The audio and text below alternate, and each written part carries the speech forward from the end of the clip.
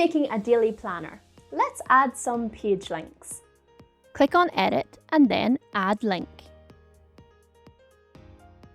Highlight over the part of your document where you want to add a link. We can then go through the settings and find the Select Page setting. And here you can find the page you want to link to. Hit Apply. And now when you click on that part of your document, it will take you to the linked page. Let's say we want it to jump quickly to Saturday's page. Let's just click on Saturday and it will take me right there. And to get back to the original page, we can always use the first page button.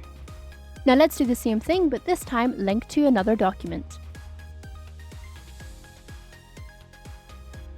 In the settings, we have some other options to link to a web page or to a file, which is what we're going to do in this instance. Now let's find a file that we can link to. Click Apply to add your file. Now when you click that part of your document, it will take you to the added file.